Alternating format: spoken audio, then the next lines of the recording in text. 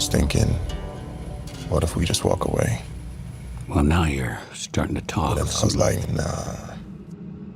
You want the teeth to freedom.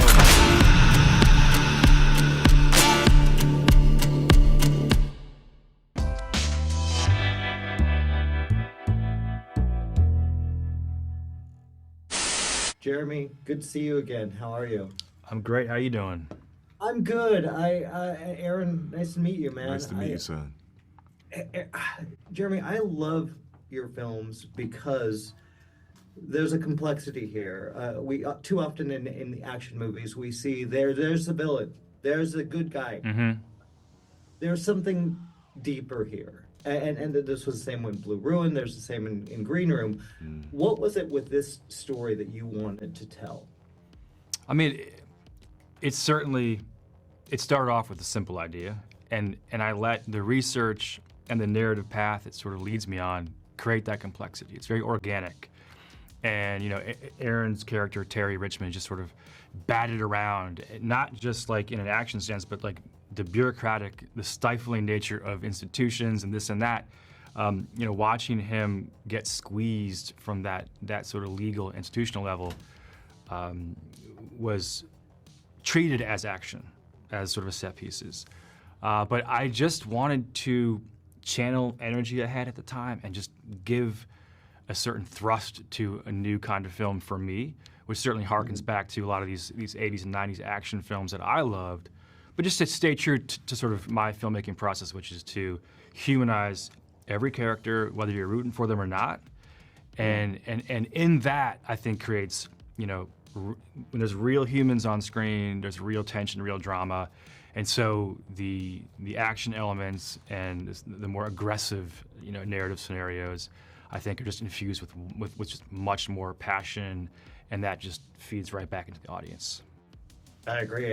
That's 100%. Aaron, this is a fantastic performance. What did Jeremy give you, and how much did you take? What kind of research did you do? And obviously, there's a lot out there right now. Yeah, thank you. I appreciate you. I mean, I've said this numerous times, and I'll continue to say it because it's the truth. I'm deeply grateful to Jeremy. I think in my journey, I've been very fortunate to work with a number of writer-directors. And I think that provides a tremendous amount of, as an actor, a tremendous amount of safety and comfort. And, you know, Jeremy is the epitome of, you know, providing that safety and that comfort in regards to your understanding of the nuances of this particular character and this particular script. He is one of the most meticulous individuals I've met in my life, and it is a blessing to be around that. It is a tremendous blessing to be around that at any time, but especially when you're working on a film that is as layered and nuanced as this. So how that manifests itself is if you hit a bum note in a scene, Jeremy's gonna let you know, and he's gonna let you know exactly why it was a bum note and exactly how to avoid it again. Sometimes that means that we'll only need to do 2 takes of something, but sometimes we'll need to do 7 or 9.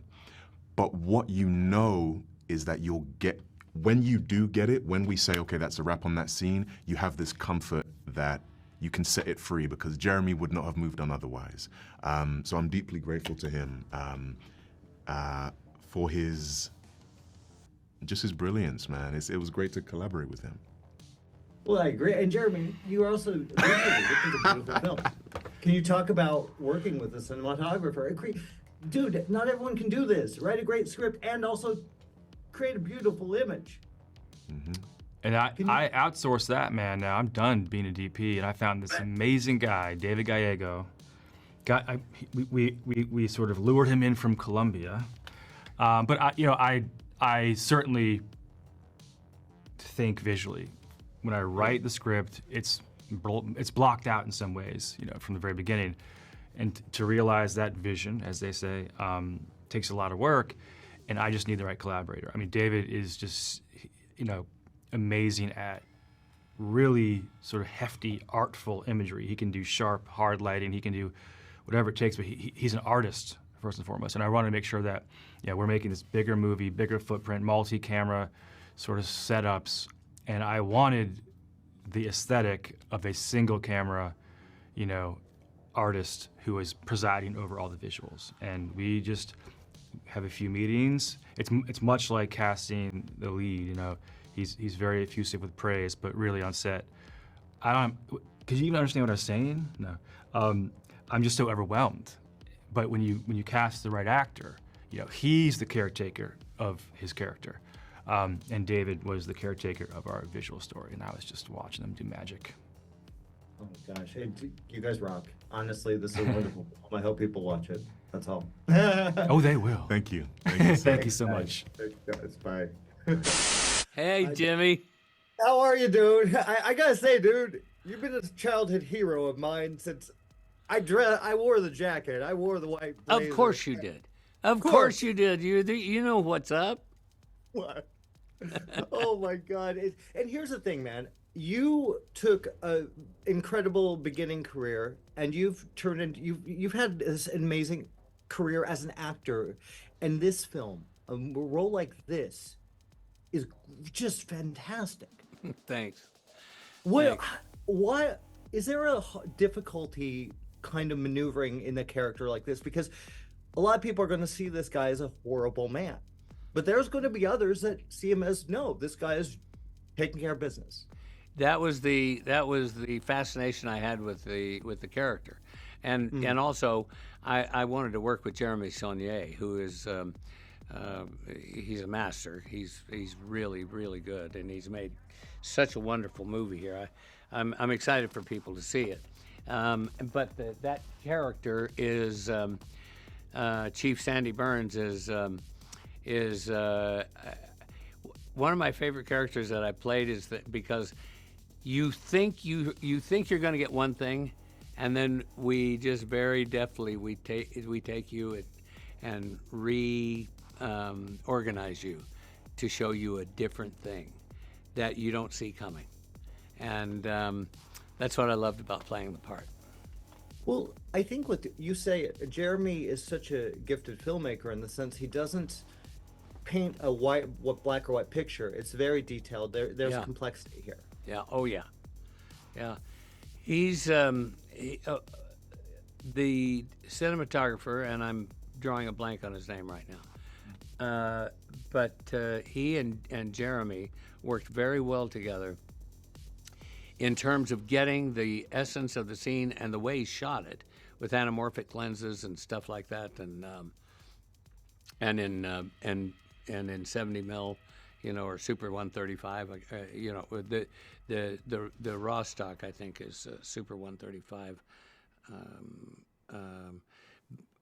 But the way that Jeremy organized everything to fill the frame on all sides, in depth and in feel, is hard to do and really hard to light, especially with skin tones, and it just looks amazing. I mean, they did such a great job on it. Well, it's tough to find a director who can create those kinds of images, yet also have a script that actually really feels like something special. Yeah, and I think that's his movies in general. Yeah. All of his movies are similar in that they all play around in this neighborhood of revenge and corruption and violence and stuff like that. And I love that area. I love that whole area.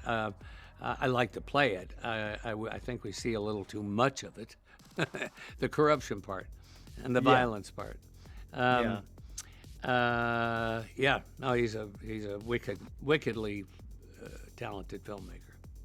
How much, when you take a part like this, how much do you go into like the research? Do you especially because you're creating a guy, but do you look at the news? Do you watch videos? How do you approach it? Well, I know a lot about these guys in the first place because it's not, Southern sheriffs are, we all know them from throughout our movie-going careers, from Rod Steiger in the Heat of the Night to, I'm trying to think of another good one, but Rod will have to help us through here. So I knew that there would be the obvious label put on this sheriff, and the thing that on the chief, and the thing that was fun for me is that I could play a badass who, in his heart, believes he's a good